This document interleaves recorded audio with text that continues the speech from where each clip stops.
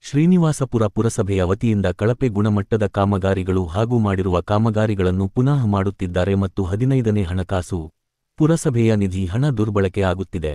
ಮಳೆ ನೀರು ರಸ್ತೆ ಮೇಲೆ ಹರಿಯುತ್ತಿದೆ ಕಾರಣ ಚರಂಡಿ ನಿರ್ಮಾಣ ಮಾಡಿರುವುದಿಲ್ಲ, ಆದರೆ ಕಾಮಗಾರಿಗಳು ನಡೆಯುತ್ತಿವೆ. ಈ ಕಾಮಗಾರಿಗಳ ಉಸ್ತುವಾರಿ ನೋಡುವ ಅಧಿಕಾರಿಗಳು ಎಂದು ಕಾಮಗಾರಿಗಳು ನಡೆಯುವ ಸ್ಥಳಕ್ಕೆ ಸರಿಯಾಗಿ ಪರಿಶೀಲನೆ ಮಾಡದೇ ಇರುವುದು. ಪ್ರತಿ ವಾರ್ಡ್ಗಳ ಭೇಟಿ ಮಾಡಿದರೆ ಗುಣಮಟ್ಟದ ಕಾಮಗಾರಿಗಳು ಕಳಪೆ ಆಗಿರುತ್ತದೆ. ಪಟ್ಟಣದ ಎಂ.ಜಿ.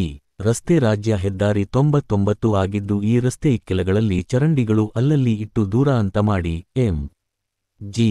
ರಸ್ತೆಯಲ್ಲಿ ಪೂರ್ಣ ಚರಂಡಿ ನಿರ್ಮಾಣ ಮಾಡಿದ್ದಾರೆಂದು ಬಿಲ್ಲುಗಳು ಮಾಡಿಕೊಂಡಿರುವುದು ತನಿಖೆ ಮಾಡಿದರೆ ಸತ್ಯಾಸತ್ಯತೆ ತಿಳಿಯುತ್ತದೆ.